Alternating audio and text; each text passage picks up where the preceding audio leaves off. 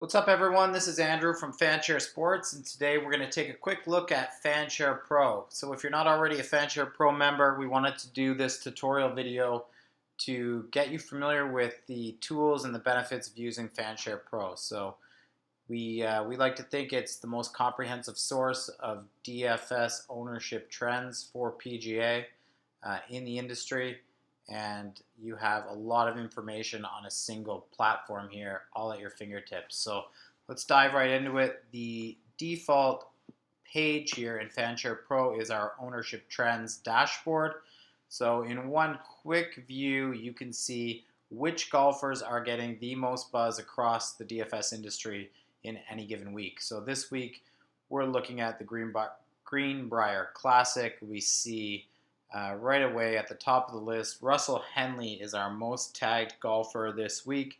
And what that means is Russell Henley has garnered the most mentions across all the various content that we're curating for you every week. So across all of the DFS preview articles, betting articles, tweets, podcasts, YouTube videos, we're aggregating all of that content and extracting out these golfer mentions, and then also summarizing the sentiment around those golfers. So Russell Henley, strong current form, strong course form at the Old White TPC. No surprise to see him at the top of the list this week. So just to go from left to right here and just explain to you each one of these columns and the data that you'll find here in each column. The default rank is in descending order in terms of the most tagged golfer to the least tagged golfer. We do include the entire field of golfers here, regardless of whether or not they've had a mention from the industry. And next you have 24-hour plus minus tag rank. So what this tool does is it basically reflects the increase or decrease in rank over the last 24 hours for a particular golfer. So it's very useful for identifying late week tag trends. If you want to see, over the past day on Wednesday, late Wednesday, as you're building your lineups, who's getting kind of that late week buzz? Has there been a change in the narrative? Has there been news come out or potentially hype building around a certain golfer? You can see who's climbing up the ranks over the last 24 hours here. Similarly, you have last tournament tag rank, plus minus. This is a really unique and valuable tool specifically for targeting recency bias situations. So what this does is it will tell you the increase or decrease in essentially in buzz around a golfer since the last tournament they played. So if you're looking to leverage potential recency bias and identify those scenarios, you can sort this by the golfers that have seen the biggest drop off or the biggest decrease in tags from their previous tournament. So often we'll see a golfer get a lot of hype coming into an event and a lot of buzz. They're near the top of the tag charts. They go out, they underwhelm, they miss the cut. Maybe they missed the cut by a stroke. Maybe they got on the wrong side of a weather draw. For whatever reason, all hope might not be lost on that golfer, and there may be, no underlying change in the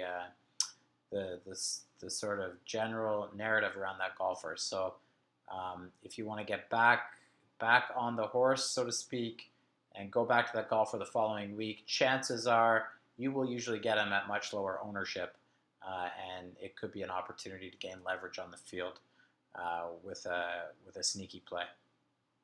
Next, we have tags. So this is simply the number of mentions for that golfer. We have odds to win, positioned conveniently beside DraftKings salary, so you can compare odds to win to DraftKings salary to identify any potential mispricings relative to their odds, and that's also useful for evaluating potential ownership spikes as well. We have FanDuel salary. We also have the weekly increase or decrease in salary. Henley, obviously, with a big increase this week. Tony Finau, he hasn't played since the U.S. Open, so he's up 4,000. By far the biggest weekly salary increase on DraftKings. We've got the number of positive mentions, the number of negative mentions. We've got the aggregate sentiment around that golfer. So this is important because just because a golfer is getting talked about a lot or has a lot of buzz does not mean that that's always positive buzz. It's important to drill into the context around that buzz level. And here we're giving you the breakdown as to is it negative or is it positive primarily. So interesting here, Tony Finau has 5 sit calls or negative sentiment calls, and probably has to do with him being the most expensive golfer this week, which might suppress his ownership somewhat compared to a typical Tony Finau week. He does tend to be one of the most popular golfers in DFS. We've got official world golf ranking. So this is useful for identifying high ceiling, potentially low owned plays if you are looking to gain leverage on the field.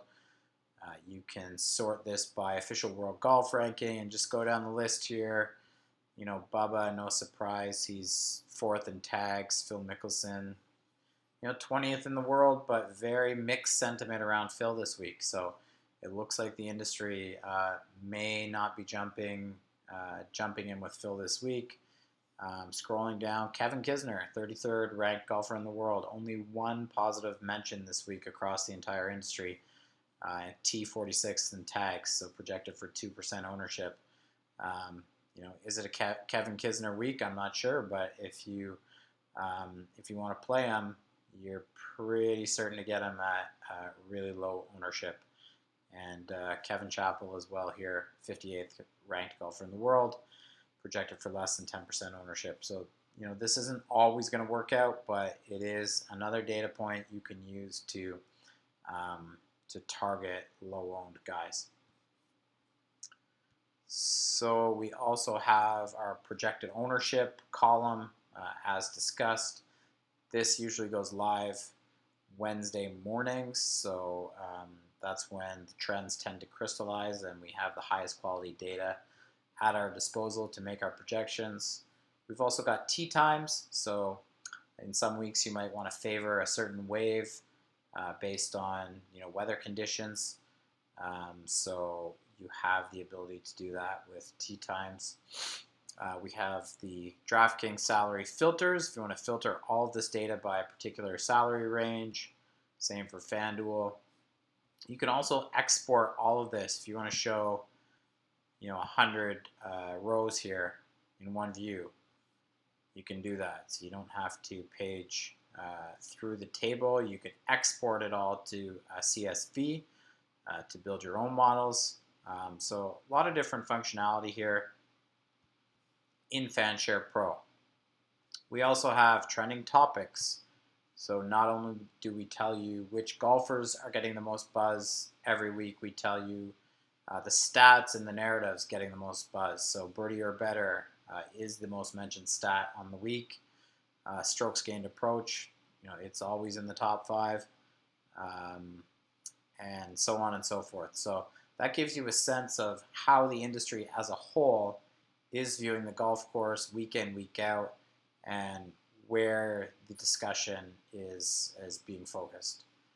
Weekly salary movers, just a quick summary of the top 10 biggest increases and decreases week over week for DraftKings and FanDuel. So we mentioned Tony Finau with the big increase this week as the most expensive golfer. Russell Henley, Phil Mickelson, so on and so forth. JB Holmes has the biggest week over week decrease in salary. Projected DK points. So another useful way for identifying potential high ceiling, low owned plays. Projected DK points is based on a number of factors, including course simulations for every golfer in the field, and their historical scoring tendencies at comparable courses. So you can see here we have projected DK points, projected ownership, and salary and tag rank. So, you know, jumping out on the first page, Keegan Bradley or Jimmy Walker projected for, you know, on the first page of the projections here, and projected ownership of less than 10%. Keegan Bradley, 11% ownership. So just another tool, another way to look at the data and identify, you know, your favorite golfers and based on their potential scoring ceiling relative to ownership. Historical DraftKings performance, there's actually a lot of really useful data in this section of FanShare Pro. So you can sort all relevant DraftKings scoring data and historical ownership data based on last 3 events, last 6 events, season as a whole. So looking at average data over these time spans, you can look at average data for each individual tournament. You can sort this data by relevant scoring metrics. So if you want to see, let's say, over the last 6 events, who's coming in averaging the most DraftKings points gained, make sure you check the tournament filter. So this will isolate the current tournament field. And there you go, boom, Jimmy Walker. So no surprise to see him also on the first page of the DK projections table. We did mention he's projected for less than 10% ownership this week. So interesting, that's an interesting data point there. You can also see our projected ownership relative to the actual DraftKings ownership. So here we can see on average over the last 6 events, for example, we have projected Jimmy Walker at 13.72% on average. Again, his actual ownership has been 13.18%. So we did add this feature to, you know, increase our accountability around projecting ownership and allow our subscribers to evaluate results weekly. So that is what we believe to be a pretty unique feature within the industry. So the last thing I want to show you today is weekly content available only to Pro subscribers. So if you're not already a member and you haven't read Logan Harper's content before, it is one of a kind, very valuable content in the industry around DFS ownership and roster construction. So what Logan does is he breaks down all of the tag trends and the industry sentiment, and he summarizes it for you in a very concise article talking about roster construction, how the industry as a whole is approaching the individual tournament, where the most popular stacks are going to be, the narratives that people are going to rely on when building their lineups, who the chalk is going to be in the top tier, the lower tier, some potential pivot plays. Again, Jimmy Walker keeps popping out. Line movement, and then he also includes a link to his ownership projections, which are in a Google Sheet here. So a really valuable supplement to the FanShare Pro data that just packages it all together for you into an easy to digest format. Logan made the finals of the World Fantasy Golf Championships last year. Very sharp guy, knows his stuff, and this is a must-read every week if you're a FanShare Pro member. So that's it, guys. Hope that was useful. We encourage you to sign up for FanShare Pro if you haven't already. Even if you want to test it out for a week, we do have a weekly subscription option, so be sure to check that out. And good luck this week with your lineups. Hope to see you on board soon.